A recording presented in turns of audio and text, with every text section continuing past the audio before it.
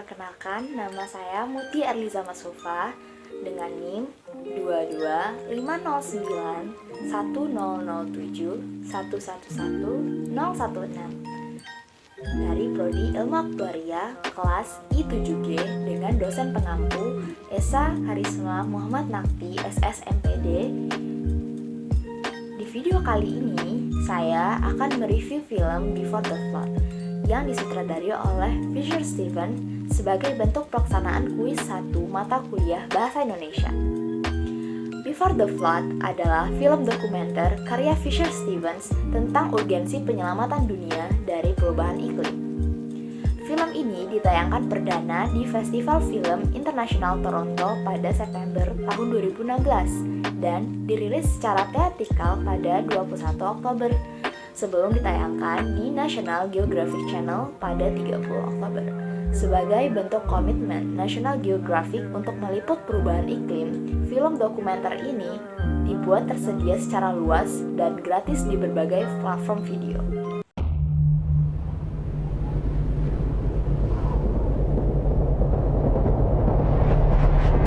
We've known about this for decades, for over half a century. Try to have a conversation with anyone about climate change, people just tune out. Climate change. Climate change. And the problem seems to be getting worse and worse and worse. The truth is, the more I've learned about this issue and everything that contributes to the problem, the more I realize how much I don't know. Oh my God! Look at how violent that is. Paradise that has been degraded and destroyed. We're knowingly doing this. I just want to know how far we've gone and if there's anything we can do to stop it.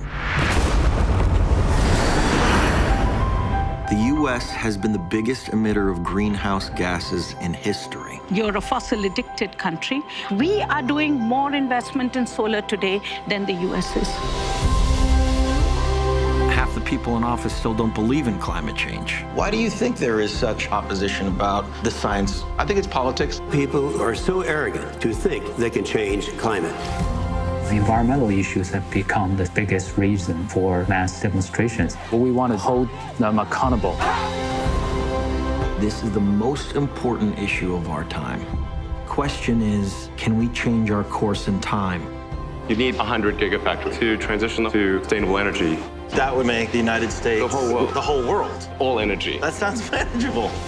All that I've seen on my journey shows us we have the means of stopping this devastation. Politicians do what the people want them to do. Once the American people are convinced, the politicians will fall in line very quickly. If we keep pushing, there's no reason why we can't solve this problem. The world is now watching. We ask you to protect it. Are we and all living things we cherish our history?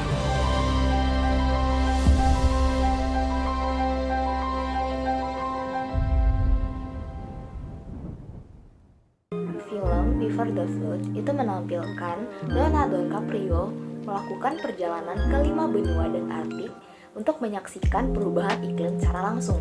Dia melakukan ekspedisi dengan para ilmuwan yang mengungkap realitas perubahan iklim dan bertemu dengan para pemimpin politik yang berjuang melawan lambatnya tindakan represif dan juga preventif.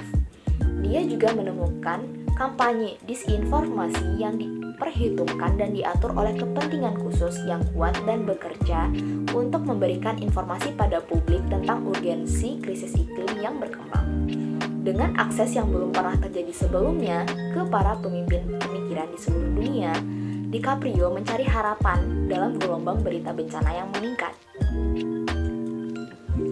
Leonardo DiCaprio sebagai aktivis lingkungan dan juga duta lingkungan PBB pada tahun 2014 mengunjungi berbagai negara yang memang dianggap sebagai negara penyumbang karbon terbesar, termasuk Cina, yang mana sebagai negara pengekspor manufaktur terbesar di dunia yang sangat memerlukan energi fosil untuk pembangunan negaranya.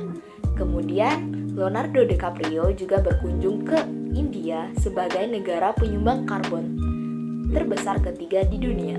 Di India, Leonardo DiCaprio bertemu dengan salah satu wanita Kemudian mereka memperbincangkan terkait isu lingkungan yang merupakan suatu hal yang sangat perlu diperhatikan. Namun, respon utama dari wanita tersebut adalah penyumbang terbesar karbon di dunia, yakni Amerika Serikat, dilihat dari pembangunannya. Pasalnya, di India, terdapat 300.000 masyarakat yang belum mendapatkan akses energi listrik. Artinya, bahwa hal tersebut tidak berefek pada perubahan iklim. Namun, masyarakat tersebut terdampak daripada perubahan iklim, dilihat dari hasil pertanian mereka yang gagal akibat banjir. About 30% households in India are yet to have access to electricity. If you want to provide electricity to everybody, we have to ensure that our electricity is affordable. India has a vast reservoir of coal.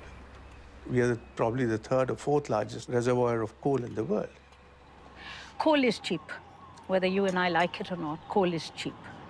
You have to think about this from this point of view. If you created the problem in the past, we will create it in the future. We have 700 million households who cook using biomass today. 700 million households. If those households move to coal, you have that much more use of fossil fuel. Then the entire world is fried. If anyone gives you this very cute stuff and tells you, oh, the world's poor should move to solar, and why do they have to make the mistakes that we have made? I hear this all the time from American NGOs. And I'm like, wow, if it was that easy, I would have really liked the US to move towards solar, but you haven't. Let's put our money where our mouth is. We have to practice what we preach, absolutely. I'm sorry to say this. I know you're an American, and please don't take this amiss, but your consumption is going to really put a hole in the planet. And I think that's the conversation we need to have. Kemudian, Leonardo DiCaprio juga berkunjung ke Indonesia, tepatnya di hutan Sumatera. Sebagaimana yang kita ketahui bahwa hutan merupakan paru-paru dunia, dan dalam film ini menyoroti bahwasannya pembakaran hutan di Sumatera dilakukan untuk penanaman sawit secara besar-besaran oleh perusahaan. Mirisnya, pembakaran hutan ini dilakukan atas izin pemerintah. Hal tersebut sangat terlihat dengan jelas bahwa perubahan iklim sangat dikesampingkan oleh pemerintah atas dasar kepentingan mereka. Dalam film ini juga diperlihatkan bahwa eksploitasi sumber daya alam dilakukan oleh pemerintah sendiri, tidak lain dan tidak bukan atas kepentingan mereka yang berorientasi pada keuntungan, karena sebagian besar pemerintahan diduduki oleh para pengusaha. Kemudian, Leonardo DiCaprio juga mengunjungi beberapa negara industrialisasi yang membangun berbagai teknologi yang dianggap ramah lingkungan, seperti robot yang bisa menghemat baterai. Robot itu dianggap sebagai upaya pengurangan penggunaan fosil. Namun, pada kenyataannya, robot tersebut bukannya mengurangi karbon, justru sebaliknya, menambah karbon karena perusahaan berorientasi pada keuntungan dengan pembangunan perusahaan secara besar-besaran, serta pembangunan cabang di berbagai negara. Artinya, peningkatan gas rumah kaca akibat pembangunan perusahaan itu sendiri. Sebagai pengarah alur film ini, DiCaprio mengomentari pertemuan selama ekspedisinya dan mengarsipkan beberapa foto bukti. DiCaprio berulang kali mereferensikan tadi abad ke-15 oleh Hieronymus Bosch, The Garden of Earthly Delights, yang ia jelaskan tergantung di atas tempat tidurnya saat masih bayi dan yang ia gunakan sebagai analogi perjalanan dunia saat ini menuju kehancuran, seperti yang digambarkan pada panel terakhirnya. Film ini mendokumentasikan sebagian produksi film DiCaprio tahun 2015, The Revenant. Komentar dan pertanyaan DiCaprio berfokus secara ekstensif pada penolakan perubahan iklim.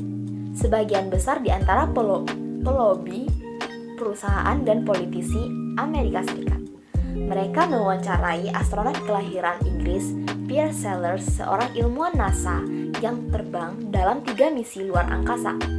Ia membahas keinginannya untuk mempublikasikan bahaya pemanasan global dalam waktu singkat yang ia harapkan untuk tetap hidup, karena dia menderita kanker pankreas stadium 4. Ketika setelah penayangan film ini, Peter Sellers meninggal dunia pada 23 Desember 2016. Yang paling menarik dari film ini adalah ajakan untuk mengurangi karbon dimulai dari individu, kelompok, ataupun pemerintah.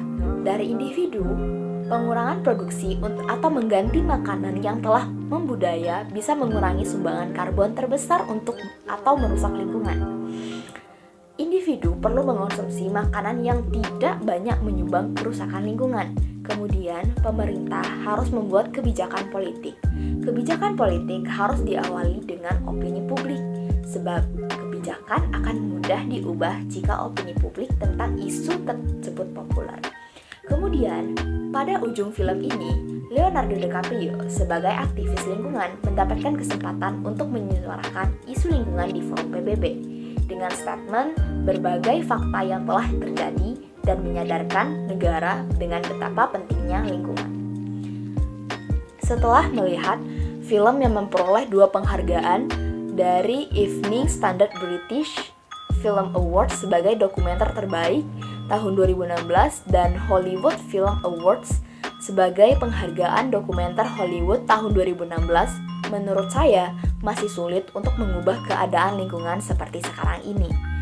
Film dokumenter yang digerakkan oleh sebab seperti ini, koneksi merupakan hal yang penting, lebih dari sekedar informasi atau estetika yang apik, karena menyentuh begitu banyak ide-ide dasar. Before the Flood hanya memiliki kekuatan untuk menyentil pemirsanya, baik yang berfungsi sebagai pengingat atau untuk informasi pertama kalinya tentang jejak karbon mereka. Film Stevens ini kekurangan inspirasi, baik di dalam proyek atau tersedia bagi penonton untuk dibawa bersama setelah menonton film Before the Flood ini. Sekian ulasan film Before the Flood. Untuk teman-teman yang belum menonton, bisa dicek di platform video yang ada. Dan jika sudah menonton, bagaimana pendapat kalian tentang film dokumenter ini? Oh ya, jangan lupa sukai, berlangganan di channel YouTube Muti Arliza Masufah untuk mendapatkan berbagai video lainnya. Sampai jumpa di video berikutnya.